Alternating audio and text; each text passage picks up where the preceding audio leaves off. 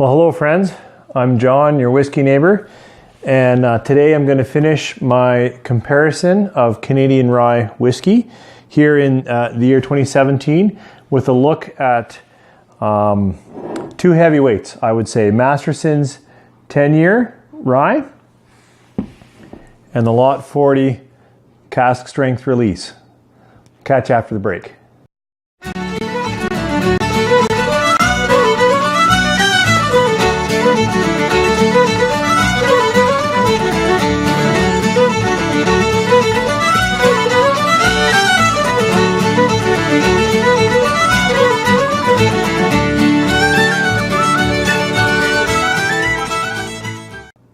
Well, thanks for joining me today. I have the great fortune of looking at two fantastic rye whiskeys. It would have been almost a year ago that my wife, in another wonderful expression of love, found this Masterson's 10-year straight rye and picked it up for me, and I enjoyed it with my cousin Brad. And since then, I have held this in a place that says this is just the best Canadian rye. In my mind this year, it was fantastic. But since then, I've actually had quite a bit more Canadian whiskey and also quite a bit more American rye. And it's been a while since I've really come back to it and had a taste.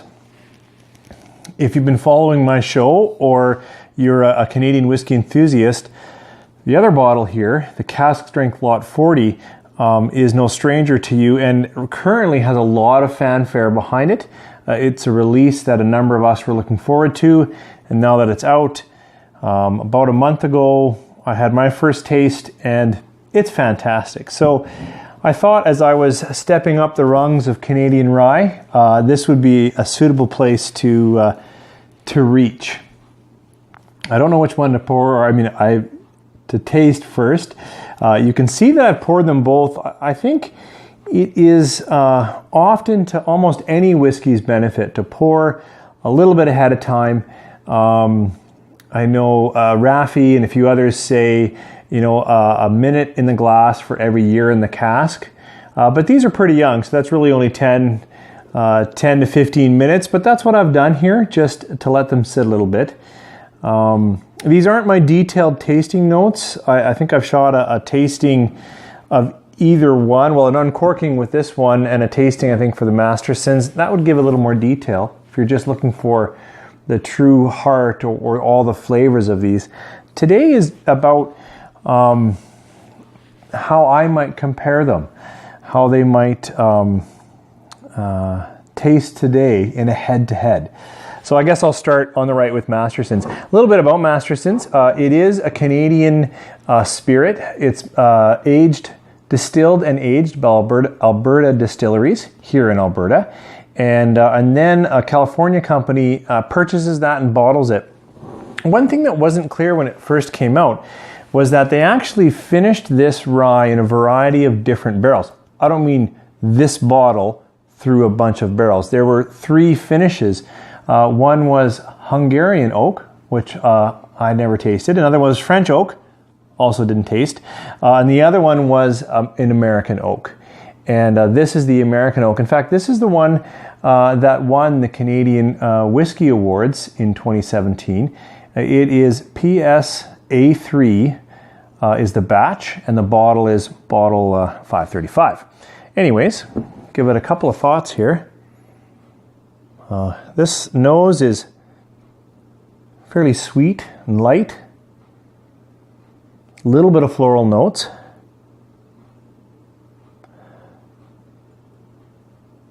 Bottle at 45%, but even though it's only aged 10 years, there's really no alcohol washing over me in the sense of any kind of astringency or overpowering. It's floral, interesting, quite a nice nose.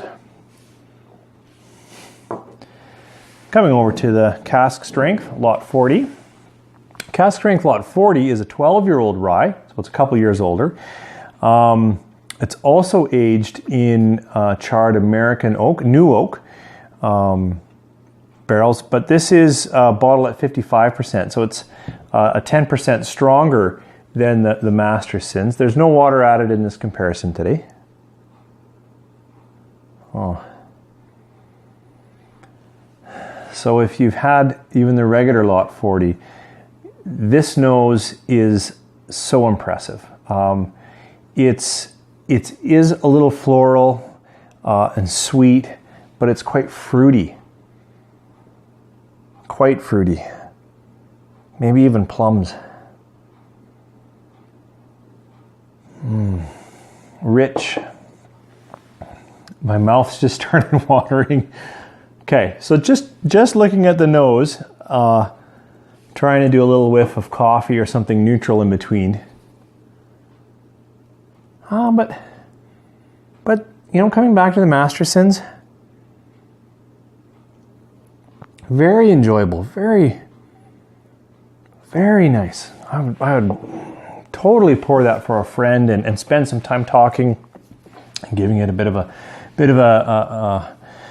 a deep breath, because it's quite nice. But in terms of which nose is deeper, richer, fruitier for sure, it is the Lot 40 cask strength. So now we'll give it a taste. Oh, for color, the challenge with color, if you look at them, 10-year on the right, 12-year on the left, both in new American oak barrels, actually they kind of look like they should.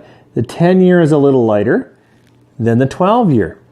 The only thing is, I'm reasonably sure that Lot 40 does add a little color, although I'm not positive about that in any way. I think they do in their regular Lot 40 because it's about half the age and looks exactly the same. Maybe they don't in the 12. But anyways, it's interesting to me that the 10 and the 12 do look slightly different, as you'd expect in terms of time from being in new oak. All right, a little taste here.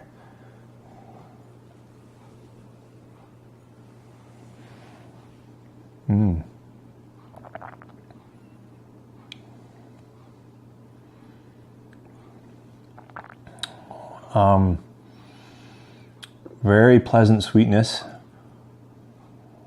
Some cereal notes, but nice grain notes. Oh, like I was going to say grass, but that maybe sounds too much like hay, and it's not what I mean, unless you know what hay kind of smells like when it's in bloom. Really a lovely blooming kind of taste aroma now. And the finish is, that's where I'm getting more wood. Pretty common in a finish to get some of those char, wood, light vanilla, some caramel. Yeah, walking through a grass field in bloom. That's a good one. Very nice. All right, I'm going to take a tip from, I'm going to say Aquavit. I'm not sure the fellow's name behind it. He has a great YouTube channel. You should search for Aquavit or Aquavite on YouTube. He does a lot of fun things, how to say different scotches and that. And I've seen him team up with Raffi to taste a little bit of an oat cake to try to clear my palate.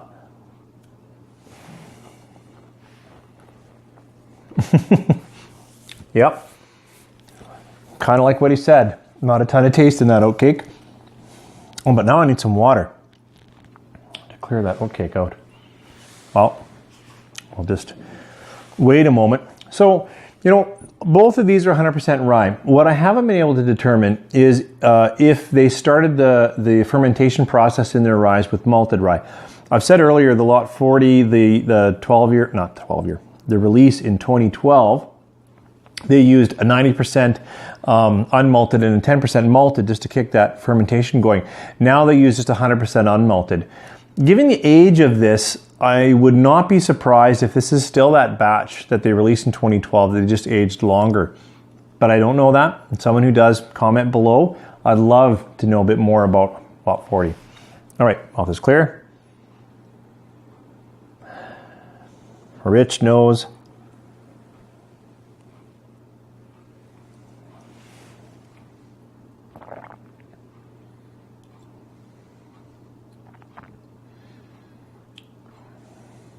So the palate of Lot 40 continues, of course, from the nose.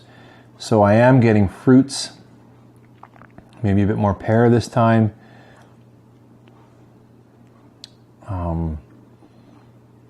Certainly the rye spice is stronger. Now it is 55% instead of 45%, so it could be the strength of the alcohol carrying the flavor across my tongue. But I would definitely say it has more pepper. It's a little more drying in the finish, but sweeter as it relates to that fruity bouquet.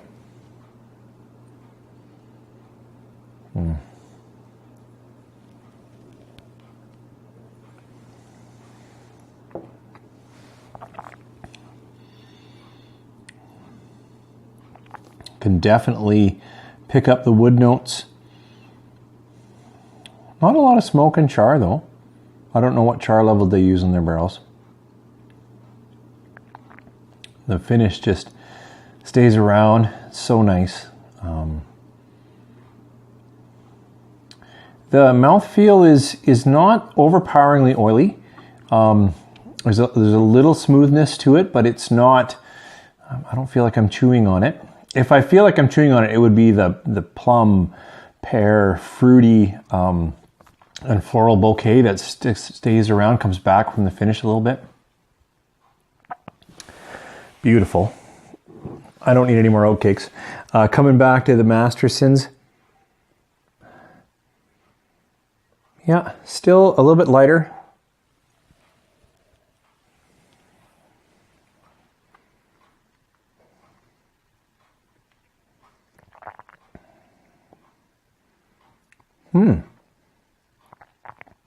Now that was a bit surprising. As I kind of chewed on it a little bit there, I did taste actually the alcohol just a little bit more than I expected. But there's some of that rye pepper that you want. Some of that Canadian hug that I've heard described before. You know, friends, if you're watching this and you can get a hold of either of these bottles and you like rye, you really can't go wrong. The nose on Lot 40 Cask Strength to me is more layered, more interesting. Yes, fruitier and darker, but also there is more going on. The nose of the Cask Strength Lot 40 definitely is the winner for me today. Wow.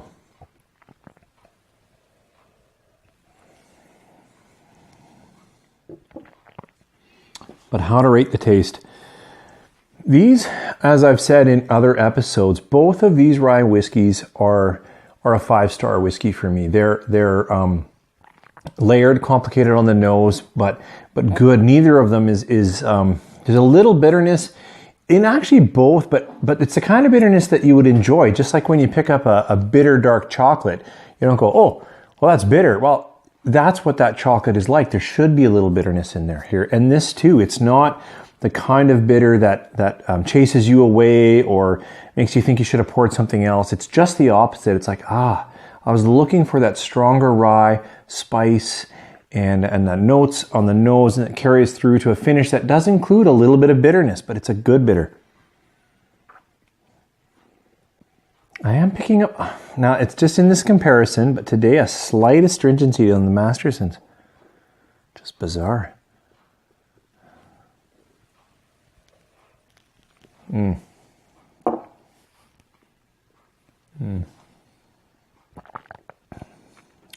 But it's still really, really wonderful. Whew. So, probably not a very fair comparison to end up just saying, you know what, these are both great.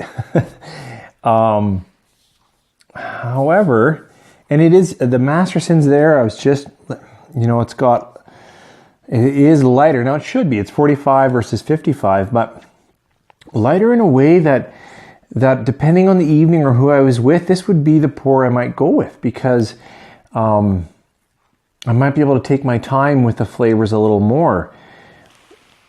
Whereas the Lot 40 is just, it blows your top off almost from the nose through the flavor bomb in the mouth and the finish that just stays around.